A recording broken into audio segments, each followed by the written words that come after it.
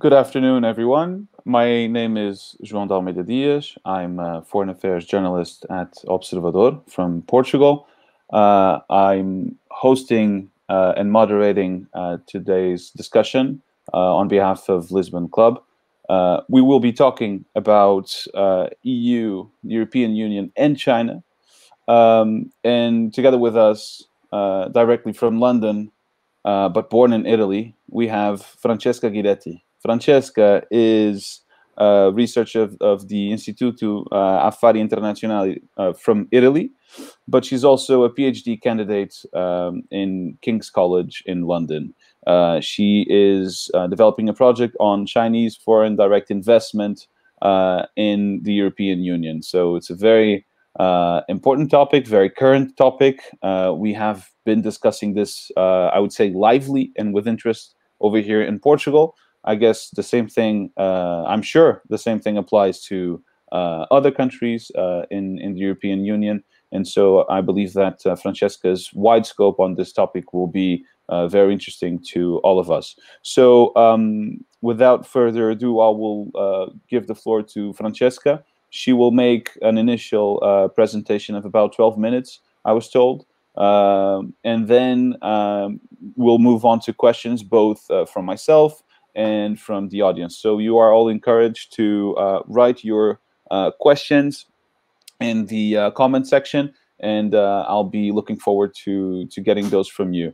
Until then, we'll hear from Francesca. Please, it's up to you now. Thank you. Thank you very much. Thank you for having me. I'll try to be extremely brief so we have a lot of time for questions. I'll divide my presentation into two sections. The first one will be about Chinese foreign policy and the strategic implication of this foreign policy for Europe, where does Europe stand within this framework? And the second part will be the reverse of this aspect, which is the European foreign policy and where does China stand in this strategic framework. China foreign policy is a very interesting topic at the moment because it's quite different from how it looked a few months ago. This is given by the fact that President Xi has announced that China is going to rely on what he has called the dual circulation economy. And since then, there has been quite a bit of debate on what does dual circulation means. It appears the meaning is that China wants to be more self-sufficient, wants its economy to rely more on the internal market and basically rely on the external market only for the overcapacity that cannot be reabsorbed within the internal market, those materials and know-how which are not available inside the country. And this, however, means that in the short and medium term, not much will change, at least not dramatically. But we might see quite dramatic changes in the long term. What does this mean for Europe? We know that China wants Europe to be a sort of a middle ground, not to take any position in the sort of conflict, although it's not an armed conflict between China and the United States. China would like Europe to be neutral and eventually, tilt Europeans towards Chinese side in certain precise issues. Moreover, Europe should be a sort of a buffer zone, a Western actor, which, however, is not sided and is not as assertive as the United States are, which is still advocating for multilateralism, for, a connected globe, and so on and so forth. And Europe for China is also important in terms of know-how. When we speak about investments, for example, the debate on investments in the European Union started because of a fear of a know-how transfer from the European Union to China. And this is mainly due to the fact that the industrial basis of the European Union is made by small and medium enterprises, which are particularly easy to be acquired to a certain degree. Nonetheless, Europe is also important because it's a big market, and China does need the European market for a number of reasons. We can go more in detail with this later on. And Europe also has partnership in the Asian region, most notably with Japan and South Korea, which are important for technological developments. And finally, Europe and and China have big stakes in the American elections. In fact, one of the important things that was meant to happen in 2020 was the signing of the Comprehensive Agreement on Investment between the European Union and China, agreement which has been negotiated since 2013, so it has been a while, and which the German presidency of the Council made a sort of flagship for the presidency, and it was meant to be signed at the Leipzig summit, which was supposed to take place in September. Due to the pandemic and the geopolitical implications of the pandemic, it has not happened, nor the summit, nor the signing of the agreement. President von der Leyen has made clear that she wants the agreement to come to a conclusion. We can't just outstretch negotiations forever. The thing is, according to how the American elections will result, the agreement will have more or less chances to be signed.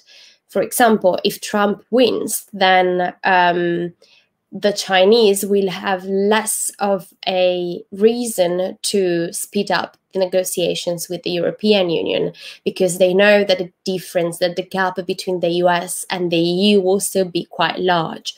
However, if Biden wins, then in that case, China might have more reasons to speed up the negotiations, because with Biden, there would be a reapproachment between the European Union and the United States. And at the same time, you would have, again, a United States that is advocating for multilateralism and, is there pushing for a type of globalized world led by the US. At the same time, 2020 is also important because in 2021, the European Union will have its new strategic agenda for cooperation with China. And we know, according to how the relationship has developed in the past few years, that the EU will be much more assertive. The EU has come to see China more as a competitor, is still a partner, and is often highlighted how China is still a European partner and an important one. But increasingly so, the European Union has been seeing China as a competitor. This is no novelty. It has always been like this in different areas of the economy, but it has become more present in multiple areas. This is also due to to internal changes in China, internal changes in its internal policies and foreign policies, the ambition of leading the fourth technological revolution, becoming a technological leader, the Made in China 2025, the idea that China was to become not only the factory of the world, but a strong middle-income, service-based economy. And this, however, means becoming more of a competitor of advanced economies such as the European Union. The approach has changed not only in general, but also in the specific. We've seen how since 2017, the European Union has developed new strategies to protect its own investments, its own interests from investments. And this has resulted in 2019 in the adoption of a European framework for investments, which has now entered into action now in October. And we also know that a few months ago, the European Commission has published a white paper in regard to state-subsidized enterprises. And although in none of these measures China is directly mentioned, we all know, and it has been also said so, that China was the core concern in all these measures that have been taken. So to sum up, the European Union is important to China geopolitically, geostrategically, and geoeconomically, but also strictly economically speaking, in the short and medium term is still very much important. But China is extremely important for the European Union at the moment. So the European Union needs to consider China a partner. It doesn't have much of a choice, not only because of economic constraints, but also because of how the European Union is. Since it advocates for multilateralism and for everybody in the world to have a chance to be part of these, big table, free exchanges and so on and so forth, it can't just cut out one actor. But it has been adopting measures to better defend itself and its interests. And I think I'll stop here. And then if there are specific questions on any of these aspects or others, I'd be more than happy to address those. Okay, thank you, Francesca. I would first ask you, as the audience gets to think about some questions, I would like to ask you first about these measures, or at least intentions that are being expressed on Europe's behalf or the European Union's behalf, regarding more protection against investment or Chinese investment, and the challenges and even threats that this could bring to each of our countries in the European Union, and maybe to the European Union as a whole. We know that in April, Vice President of the European Commission, Margrethe Vestager, she even said that we do need to protect our interests, our strategic interests from this foreign direct investment. She didn't mention China, as you said, but I mean, it's in everybody's mind. My question here is, are there specific examples in Europe from the cases that you've studied where you would almost say that it's too late to have that approach right now? I mean, are there cases where you would say that such a measure, even though it might be welcomed, and I mean, I also leave that to your judgment if you think that's welcome or not, but is this too late to have this kind of approach? So I don't think it is too late, in terms of the fact that much of the acquisitions that have already happened did not impoverish the European Union in terms of its industrial and know-how basis. And if you think that the debate started back in 2017 at policy level, but that such a debate has been going on since probably 2014, more or less. And it was also part of the debate on the whether to grant or not China the market status economy. It is not too late. The issue right now, and it has been approved quite quickly, to be honest, in European terms. It began in 2017, and in 2019 it was approved, and now it has come into action. The issue right now is that at European level, you can't really adopt something that is going to impose specific terms to the member states, because each member state has its own interests and has its own assets. So you have to make sure you leave them enough flexibility to address these investments bilaterally, basically. But at the same time, you have to make sure that the weaknesses of each member states, some member states need investments more than others, do not come in the way of blocking those investments that can be considered predatory. Right? And here is where right now we have this sort of deadlock. You have the European framework, which gives you a hat and the minimum bare requirements, but then it's up to every single member state to decline them and use them properly. And this is that gray area where you ask, will they? Which is why the European Commission is trying to strengthen this. Von der Leyen in March made an address in regard to COVID-19 to please be careful and be aware that, acquisitions and takeovers are a risk, mainly in times of financial difficulties.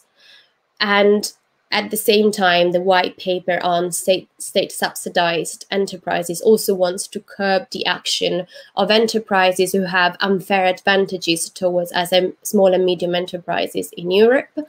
But But there is always that European peculiarity. You have member states, and member states need to have their freedom of action. This means that from Brussels you can give indications, but you can't really force member states to go in a particular direction. That's always the matter with the European Union. Multiple axes, sometimes not the same interests. That is something that we see happening in different questions, and I believe this is also a problem. We have now a question from Fernando Jorge Cardoso, so the man from Lisbon Club. He is asking about your opinion about the 5G issue, and he also asks about the pressure that the US is doing to stop Huawei from entering EU countries.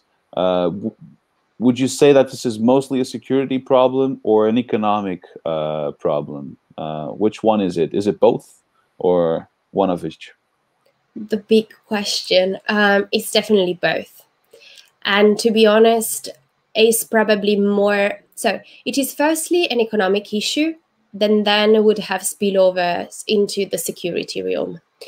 What is happening is that 5G and the next network generations are going to be the basis of a highly connected society, which means that whomever develops those lines will have a sort of an edge in how this society gets powered.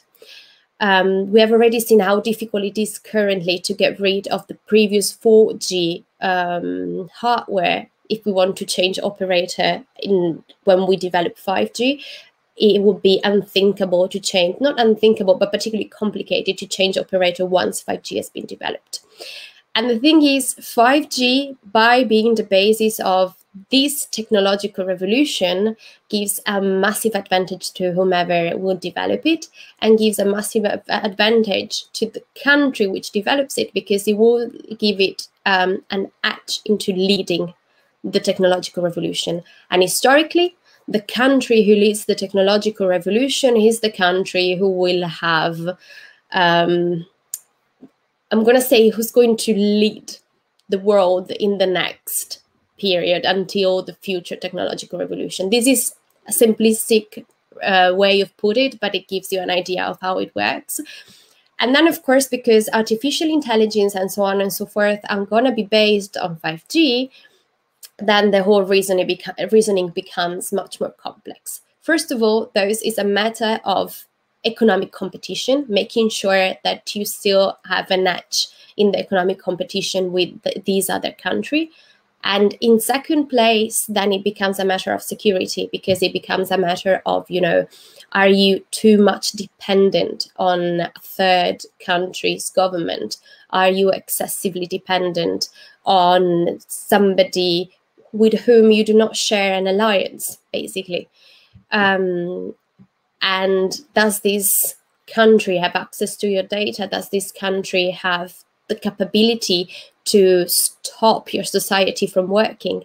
The issue is we work in the realm of potentiality and what might happen in the future. And this gives way to speculation and to a way of behaving which is better safe than sorry, basically. As far as the 5G is concerned, in terms of the US, yeah, it's no secret that the United States has been lobbying heavily in the European Union to get Huawei excluded from the 5G networks of the European Union. This has been publicly available in most European newspapers in the past few months. Antonio Castro is asking, I believe we already covered this actually. He's asking about 27 different countries in the European Union, different interests, different actions, different diplomatic, I would say, strategies. But I would actually like to go back to one of the questions that I made before. I'll rephrase it. Is there, you're saying that it's better to be safe than sorry. Is there already a cautionary tale in Europe that you would warn against a specific country that is already losing some part of control or an important part of control over their interests because of foreign direct investment from China? So I'm not saying it is better to be safe than sorry. So this is not my motto. It's just an analysis of how I think the relationship is developing at the moment. International relationships are developing on the line of better to be safe than sorry. In terms of cautionary tales, there are no real ones, but there have been a lot of speculation. And I think the public debate on potential dangers has prevented these dangers from materializing. There are cases. So we don't speak about countries, we speak more about precise and specific cases.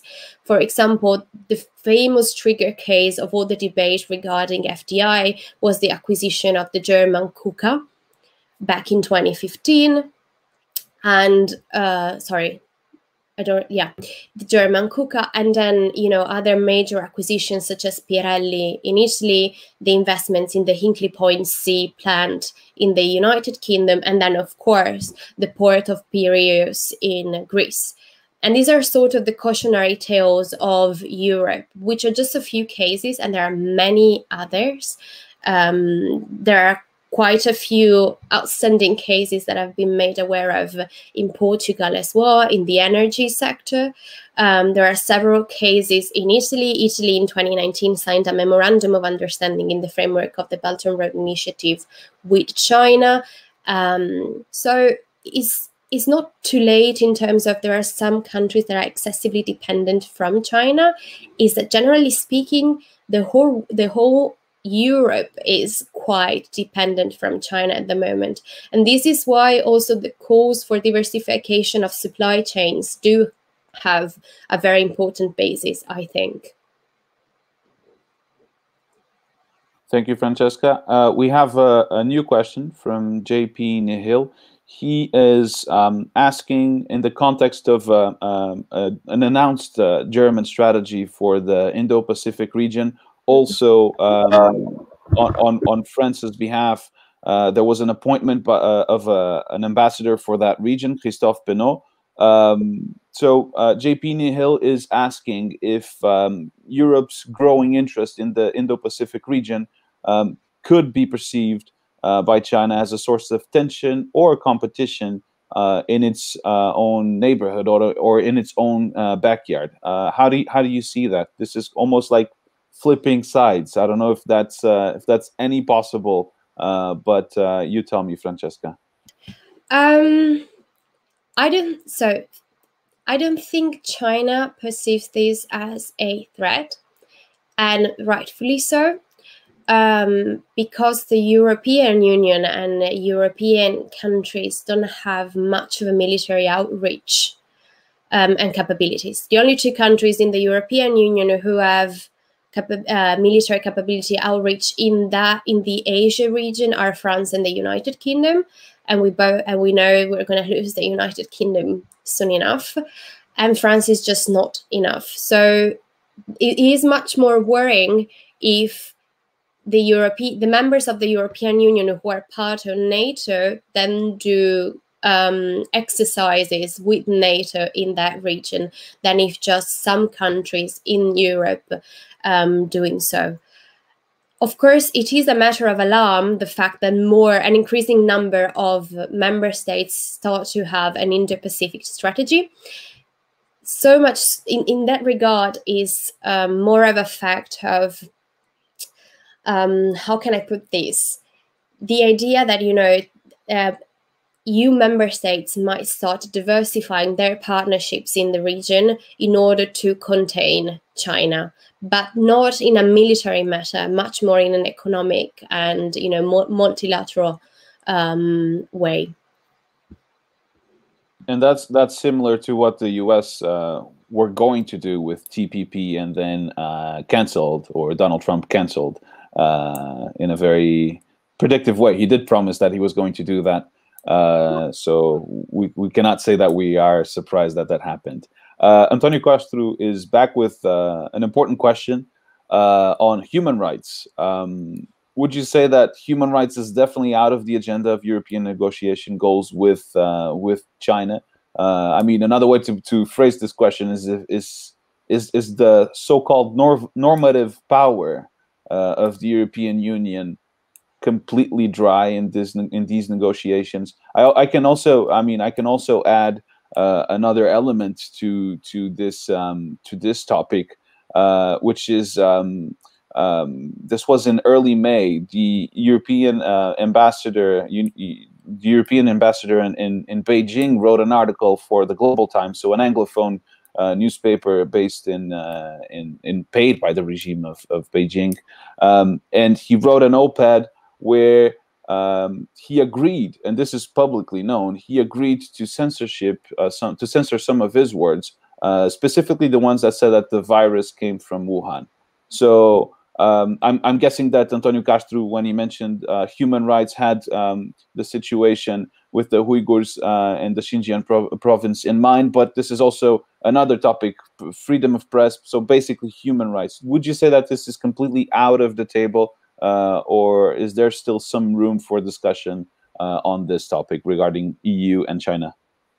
So I think that if anything, is back on the table. The issue of human rights has been very marginal for too many years, one might argue. But the coming out of the events in Xinjiang, we want to make sure Xinjiang is no novelty. It has been around for many, many years. The fact is that we just speak about it right now. But mostly what happened in Hong Kong and the ghost of what might happen in Taiwan, of course, makes human rights much more of a pressing issue, because it puts the European Union in front of the reality that it cannot ignore such events. It has to address them. It cannot be so little respectful of its own values. So if anything, human rights are back on the table, just to underline the fact that human rights have always been one of the main issues of the Comprehensive Agreement on Investments. So one of the main obstacles for the investment to reach its end was the fact that the European Union wanted to include human rights provisions within the agreement, and this was clearly not particularly liked as an idea by China. So no, human rights are definitely much more back on the table. Even within the European Union, the discussion on how important and how present should European values be in every single document and in every single agreement is back. So I wouldn't put it as if it is not more something important. It's definitely something that is becoming more pressing. And undoubtedly, the issue with foreign correspondence and the freedom of press has also accelerated this sort of renaissance of the discussion on human rights. Just a brief parenthesis, the acquisition of KUKA was in 2017, not 2015, just to be absolutely precise. Thank you for an impressive answer on the topic of human rights. I wasn't expecting that, but I do accept that, and also for your self-correction. Gonçalo Ribeiro Teles is asking about sanctions. Sanctions towards member states in the EU. So would that be an instrument effective enough to avoid that countries in the EU would rely on Chinese investments? So basically, if you're relying on these investments, you will be sanctioned within the EU. Is this something that you see as feasible or not really? So in theory, it's feasible. In reality, it's something that doesn't happen in the EU. It doesn't happen for much more pressing issues. If you think about the case of Hungary and the authoritarian shift that the country has gone through, many times we've spoken about eventual sanctions. Many times we've spoken about limiting the budget that these countries receive because they don't abide to European rules. But at the end of the day, sometimes you do have fines. But most of the times, because there is a process within the European Union where you need consensus, this sort of action just don't take place. So in theory, it is an option. In the reality of facts, it's very unlikely to happen. All right. We have another question on the topic of, or that points to a criticism that refers different interests within the European Union when leading with or dealing with China. But this is, I mean, there's still an angle here that I would like to hear you from. I mean, are there any areas where it would be perhaps easier and more feasible, again, for the EU as a whole, and not necessarily as Germany or France or specific countries? Are there any areas where this could happen? José Bonfim mentions, for example, research and innovation, climate. I'm assuming that climate would be an interesting one, but you tell me. I mean, is there any area where this is more possible than others? So, first of all, it would be definitely better to have a European united approach and towards China and Chinese investments. And to be honest, we're getting there. Officials from the European Union say that at the moment it's easier to get all member states together into taking one approach, or at least a similar approach towards China than it used to be 5 years ago. So this is definitely progress. And there are certain areas where it is indeed easier. For example, if you want to protect, generally speaking, small and medium enterprises, this is going to be something that is going to find the whole Europe in agreement, because it is the industrial basis of most European countries. With climate, again, is a bit complex, because there are some European countries who are definitely all for it, but you have some European countries, mostly in the eastern part of the country of the Union, not all of them, but some of them, who are very much still coal reliant. So even in climate, is complex, because we do have very different interests and very different assets. But again, the important thing is to have the debate going, and to have the debate going at European level, and to find that ground, that initial minimum common denominator that allows you to build that position through time. I know it is a slow process, and mostly in these times is one that might sound unsatisfactory, but it's also a very solid way of responding, because once you've reached that threshold, then you just go up, you don't go back down. So it is slow, but probably is much more reliable than many other ways of, finding a common position. Mm-hmm. But this is my fault, my bad. When I mentioned sanctions, I misunderstood. Gonçalo Ribeiro tells us, actually, and I'm being brought to attention over here in the comment section, he actually meant U.S. sanctions. So U.S. sanctions on European countries that do rely on FDI from China. Is this something that you see as possible, or then again, not feasible? I mean, in a second-term Trump administration, since the first term has shown us that everything is possible, even the unthinkable, yeah, I guess it would be possible, but not in the framework of international law. So again, or multilateral agreements. So again, in such a case, it would mean you have a rogue action, which is possible under President Trump. We've seen is possible, but in any other American administration, I would say no. Mm-hmm. Yes, there was a point on the possibility of Joe Biden becoming president, and that was also in Gonçalo Ribeiro Teles's question. I mean that's something that I was also meaning on asking you. First of all, tomorrow or tomorrow night, I mean late at night, will be the last debate of the two candidates in the U.S. And there is absolutely there won't be no discussion on U.S. foreign policy, which is I would say personally a shame, because this is also a very interesting and important topic. But I would still like to ask you, we have seen already in the Obama years that the US was shifting its attention to the Pacific, and so taking it away from the Atlantic and shifting it to the Pacific. Definitely Donald Trump did the same thing in his own manner, but the focus was the same, geographical focus. Would you think that Joe Biden would do it differently, or is this something also that it would be too big of a shift for one man to do in one mandate? No, I don't think he will change the so-called Asia pivot, not just because it's too much, but because he doesn't want to.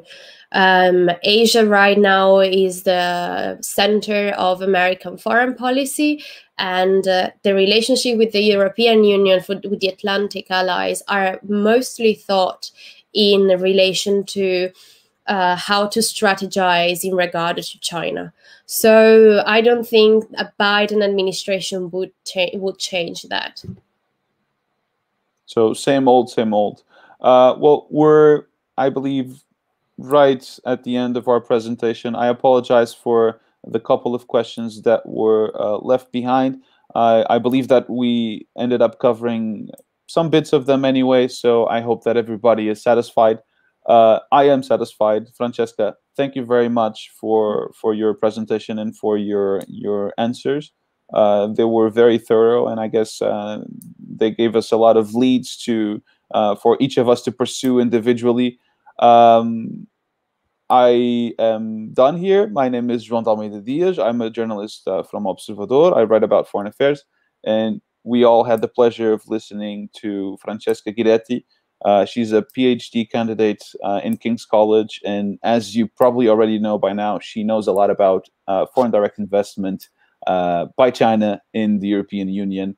So thank you very much for everybody who attended.